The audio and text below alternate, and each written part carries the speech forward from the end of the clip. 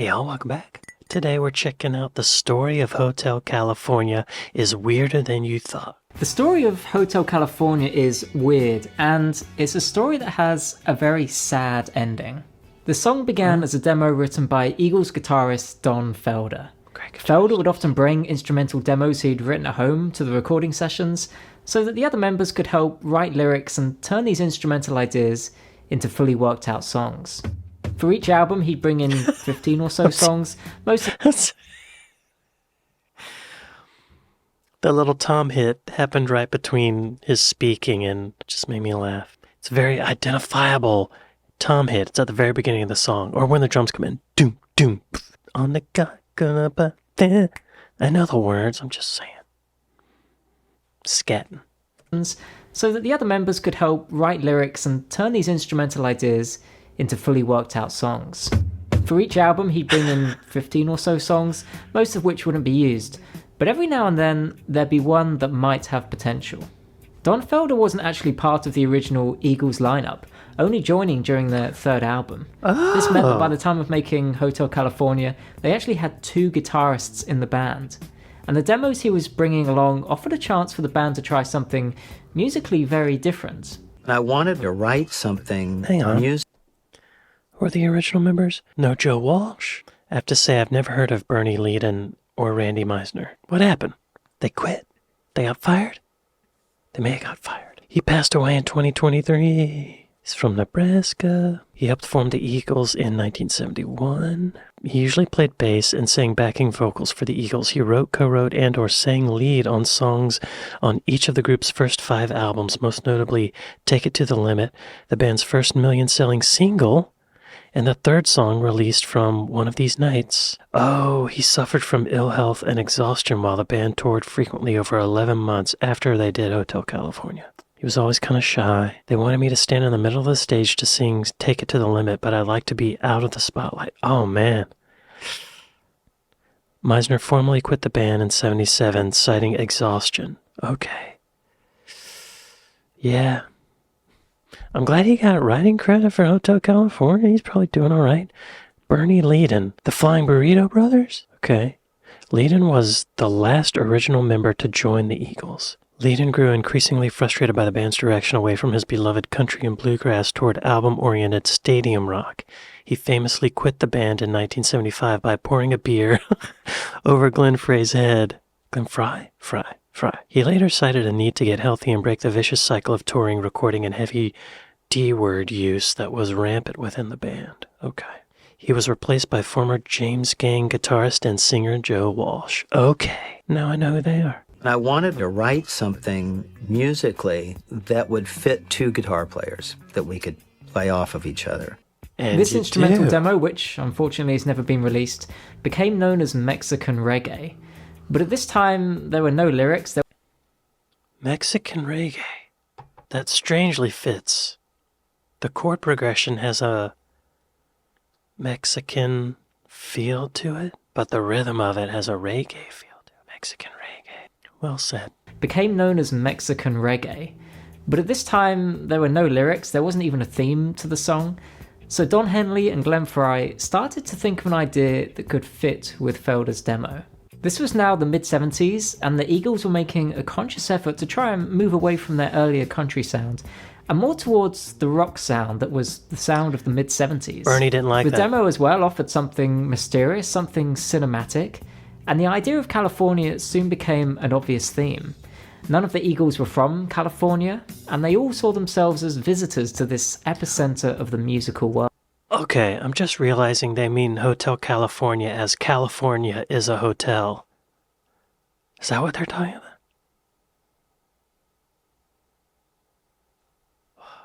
I'm just realizing that. Or maybe that's not what they intended, but it makes it seem like what he's saying makes it seem like that's what they meant.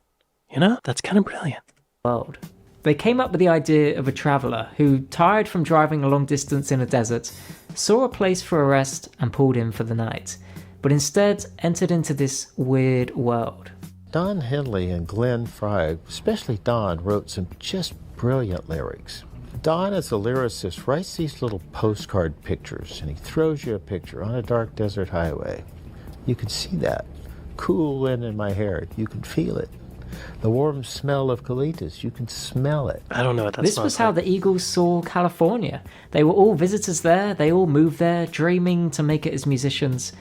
But it turned out to be this really weird place. It is weird. You know, we were all from different parts of America. Joe sounds like he's had a few, y'all. You know, we were all from different parts of America. Everybody was going to Los Angeles. That's where everybody was, to try and make it. California at that time was this big hotel, was this big melting pot of people with talent trying to fit in. And that's what we meant about California at the time. Their change away from country also allowed them to experiment more with their lyrics. They were big fans of Steely Dan, who often wrote abstract and weird lyrics. And in one of their songs, they mentioned the Eagles. Turn up the Eagles, the neighbors are listening. So in return, Hotel California contains a playful nod. Did he say try not to mention the Eagles, their neighbors, they're listening? Mention the Eagles. Turn up the Eagles, the neighbors are listening. I don't know what he's saying. So in return, Hotel California contains a playful nod to Steely Dan. In terms of a real hotel that inspired the song, the closest was the Beverly Hills Hotel, one of the best known hotels for rock stars and celebrities. And it's also the hotel that features on the cover. I love this cover, by the way. It's actually quite a blurry beautiful. photo, but it has such a vibe, such a mood. It really captures the mystery of the hotel, and it captures being at a distance. I think it's great. But its blurriness and the way it was shot actually happened by accident. Hotel California was possibly one of the most expensive album covers I've ever worked on. We shot the Beverly Hills Hotel as the sun sank slowly into the west. He would duck down and I would use his back as a tripod. And then I'd run out of film and I would duck down and he would use his camera on my back. The Beverly Hills Hotel were furious when they discovered they were featured on the cover, and even threatened to sue. But when it became clear they were actually making a ton of money from the publicity, they soon relented. I researched many... Yeah, I wouldn't think you could do that legally, right? You gotta get a permit if you show a building... Right? Actually making a ton of money from the publicity, they soon relented. That's fine. I researched many different stories for this channel, and with so much news out there, it can be difficult to know exactly what to believe and who to trust. Sneaking an ad in there. Y'all go to Ground News and buy whatever they're selling. Or don't. Because the song wasn't written by one person, when it came to recording the song, it had to be sort of put together as they recorded it. Actually, because the recording session took place so long after Felder had written the original demo, by the time it came to record the song, he'd forgotten how the demo went. Don Henley came in the control room and said, no, stop, what are you doing? And I went, well, we're playing the guitar parts for me. He says, no, that's not right. You have to play it like the demo. Felder had to make a call to someone at home, find the cassettes, and play it over the phone so that he could relearn it. Oh, funny. The song actually went through several different versions before sounding the way it does today. They first recorded the song's basic tracks without any vocals or overdubs, but when it came to record the vocals, it was at the wrong tempo. So they went back to re-record the basic tracks at the right tempo.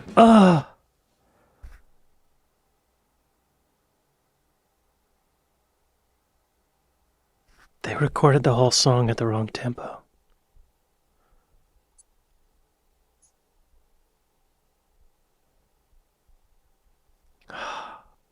Damn it. That's one of those things. You're in the heat of the session. It's weird because something I've noticed is when you go to the studio in the morning, when you've just had coffee, or before you've had coffee, tempos feel different than they do in the afternoon and evening. It's like your sense of time is just a little bit different. So things that are faster sound slower, things that are slower sound faster. It's almost like it's relative, you know? Very strange. They recorded it at wrong tempo. They had to re-record it. What a pain. So that whole time they're playing it the second time through, they're like... Probably. So they went back to re-record the basic tracks at the right tempo. Don Henley then later went in to record his vocal, but he was singing in this high falsetto voice. Because I wrote it in E minor, Really? which was a good guitar key to play in, right? And so we wound up moving it down to B minor, which is not a fun, friendly guitar key, you know? But Y'all, B minor is what I am strongest in playing guitar in. They should have called me. moving it down to B minor, which is not a fun, friendly guitar key, you know? But anyway, that's where Don's vocal really set best, his range. So they that's where we re-recorded again? Re-recorded the whole thing for the third time. And Oh, nightmare. They had to re-record the whole thing a third time. I hope they didn't put those guitar solos on there already. You know? Oh my god. How laborious. That's a long song too. It's like a 5 minutes. So the first time they didn't get the tempo right. The second time they didn't get the pitch right. The third time. Where are they going to get this time? What's wrong this time? Did they do it a fourth time? and finally redid all the guitar parts and everything else. By now, they had moved Okay. from recording in LA over to Miami. Producer Bill Zimzik was concerned about there being an earthquake in LA, so he asked for the recording to be moved to Miami. But as they got to Miami, they came across even more problems. On numerous occasions, recording had to stop because Black Sabbath were recording in the next door studio. No And way. it was so loud it could be heard in the Eagles studio. Rock And on. Henley and Fry were still unsure about the lyrics, That's funny. continuously working to try and perfect them. They spent 3 days on their own away from the rest of the band, just working on the lyrics, so that Don Henley could get on with recording his vocals. Although the Eagles played live together when recording in the studio, the finished song on the record was actually made using 33 edits. By the time we recorded the third version, we'd pretty much refined what we wanted and everything was set, including the arrangement and the tempo. I had a Oh. system where I'd pull all 5 takes of however many reels there were, and I'd put them all on a master reel. Then I'd cue it up and listen to all 5 intros and pick one. Listen to all 5 verses and pick one, Oh, Jesus. and then go back and physically lop it all together. Yeah. One of the things the song is Yeah, that's pretty normal actually. But back then with analog tape, that was a whole process. So he's saying that they took every strip of tape of the intros of all the takes and had them one after the other on one reel of tape, and then he would pick them. That's so much work for the engineer. Now you would just have, like in Pro Tools, you would have like a playlist for every take. You go, psh, playlist 1, take 1, listen to it. Playlist 2, take 2. It's already there. It's already there automatically. You don't have to edit together a tape of it. Wow. But comping's, that's typical. People and pick one, and then go back and physically lop it all together. One of the things the song is best known for, Yeah, of course, just lop it all together. Just lop it all together. No. The engineer had to sit there with a razor blade and tape. Poor guy. One of the things the song is best known for, of course, is the guitar solo at the end. It's one of the most famous solos of all time. But how did this work? Because the Eagles now had 2 guitarists. Well, as Don Felder mentioned when he first wrote the song, he wanted to try and make something that worked for 2 guitars. And I started trying to conceptualize how Joe and I, who had just joined the band, could do that guitar dueling thing on the end of the song. If you haven't listened that closely before, you might think it's just one guitar or maybe overdubbed, but if you listen carefully, you can hear there is a difference in tone. Oh, yeah.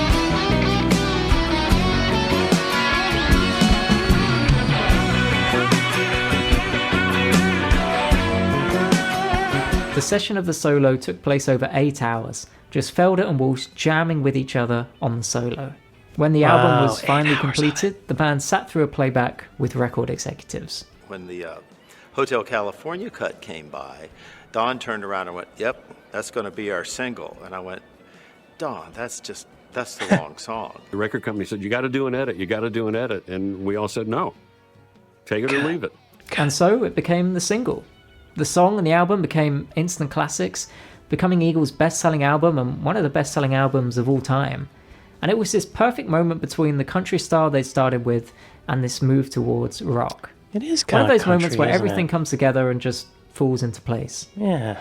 It was no doubt a high point for the Eagles, not just commercially but also creatively. But as so often happens with these high points, things start to go downhill. Oh, God. After releasing Hotel California at the end of 1976, They released one more album, The Long Run, in 1979, before breaking up the following year. I do want to look one thing up. What studio did they record at? Composition, recordings, The Record Plant, and Criteria Studios. Yeah. I worked with a guy who worked at Criteria. Show me your number. Miami. Pretty close to the beach. Yes, an SSL console. George Augsburger speakers. Yes. Oh, right, the Hit Factory bought Criteria. Forgot about that. The Hit Factory was in New York City, and it was originally Bell Studios or something like that. One of the first recording studios in New York. Beautiful. I mean, it looks like it sounds really good. It's probably been remodeled since they recorded there, but, you know. Also, the Record Plant. Los Angeles. Wait, what? Sunset on La Brea? Is it still there? I think it's still there. Yeah. Distressors, GMLEQ, Drummer Gates. They got all the standard stuff. Oh, yeah. Oh, yeah. Oh, yeah. The Record Plant's still record planting. That's good. After releasing Hotel California at the end of 1976, they released one more album, The Long Run, in 1979, before breaking up the following year. This change in direction that gave them such success with Hotel California soon saw them drifting apart. Heated arguments behind the scenes soon became common, especially between Don Felder, Don Henley, and Glenn Frey, the three who each helped to write Hotel California. This great moment in their history would start to get very weird.